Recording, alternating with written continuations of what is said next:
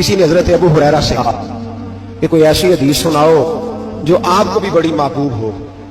حضرت ابو ہریرہ نے چیخ ماری، رونے لگے اور بے ہوش ہو گئے۔ پھر ہلایا، پانی پلایا، اٹھے، کہا حضور بات کی تھی، حدیث سنائے، پھر رونے لگے۔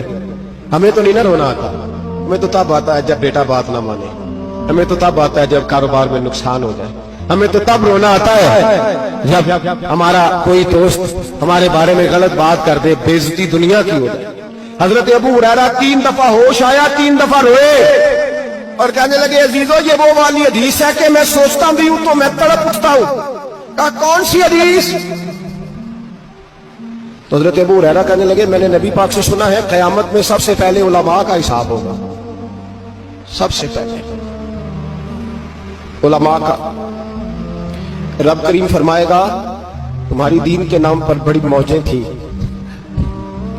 تمہارے بڑے پوسٹر چھپتے تھے، لائنیں بنا کے لوگ تمہارے ہاتھ چومتے تھے، لوگ تمہاری گھڑی کو بھی چومنا اپنے لیے سعادت سمجھتے تھے۔ بتاؤ میرے رسول کے نام پر کھانے والوں کیا کر کے آئے ہو؟ عمل بتاؤ، عمل۔ موج بڑی کی نا تم نے، بتاؤ عمل۔ علماء عالم عرض کرے گا اے اللہ میں جگہ جگہ تیرے رسول کے دین کی بات کرتا تھا، میں قرآن کے درس دیتا تھا، میں راتیں بیدار رہ کے تیاریاں کرتا تھا، میں جو بن سکا کیا۔ رب فرمائے گا نہیں، تو نے تو اس لیے کیا تھا کہ لوگ تجھے پیر صاحب کہیں، مولانا صاحب کہیں، تیرے نعرے لگائیں، تو لگے نہیں پھر تیرے نعرے؟ پھر لوگوں نے لمبے لمبے القابات پکارے نہیں تیرے؟ حضور سید عالم علیہ السلام فرماتے پہلا حساب اس کا لے گا جو عالم کہلاتا تھا۔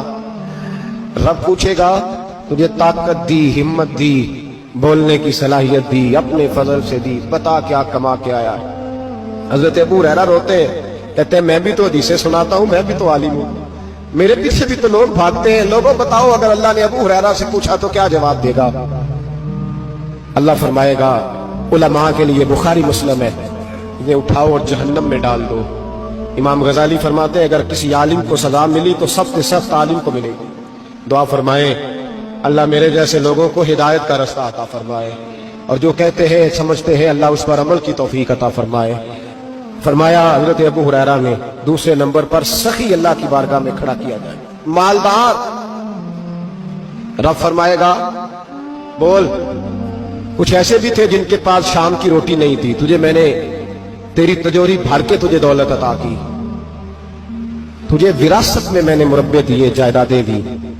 بتا وہ کچھ وہ تھے سویرے مزدوری کرنے جاتے تھے، کما کے لاتے تھے، ہزاروں روپیہ تیری بینک میں پڑا تھا، بتا کیا کیا تو نے؟ اے اللہ میں نے مسجد میں دیے، مدرسے میں دیے، 30 دن افطاریاں پکاتا رہا۔ اللہ فرمائے گا تو جھوٹ بولتا ہے، تو سارا کچھ اس لیے کرتا تھا کہ لوگ تجھے سخی کہے۔ ہاں ہاں تیرا اعلان ہوا مسجد میں، لوگوں نے کہا وہ دیکھو کتنے پیسے دے رہا ہے، اس کا وہ دیکھو نام لکھا ہوا ہے ہسپتال کے کونے میں کہ یہ والا بلاک فلاں سیٹھ صاحب نے بنایا، یہ دیکھو لکھا ہوا ہے کہ یہ کمرہ مدرسے کا اس نے بنایا، تو لکھ دیا گیا، نعرے لگ گئے، اب جا دوڑ جا۔ اللہ جہنم میں پھینک دے گا۔ فرمایا پھر شہید کھڑا کیا جائے گا۔ ہاں بھائی تجھے طاقت دی، ہمت دی، بتا کہاں خرچ کی، کہاں؟ اے اللہ شہید ہی ہو گیا۔ فرمایا وہ تو اس لیے ہوا تھا کہ لوگ تجھے شہید کہیں، بہادر کہیں، تیرے نام پہ روڈ کا نام رکھا جائے، تمغائے حسن کارکردگی ملے، سو مل گیا۔ میرے لیے بتا کیا کر کے آیا ہے، میرے لیے۔ اسے اٹھاؤ اور جہنم میں پھینک دو۔ بھائیو عذاب کڑا ہے، عذاب سخت ہے، حساب سخت ہے، اور جو حساب لینے والا ہے اس کو میں نا تراویح ہو رہی تھی تو قاری صاحب نے ایک سورہ یاسین شروع کی، وَامْتَازُوا الْيَوْمَ أَيُّهَا الْمُجْرِمُونَ۔ اللہ فرماتا ہے قیامت میں میں کہوں گا مجرم جو ہے نا وہ صفوں سے باہر آ جائے، صفوں سے باہر آ جائے۔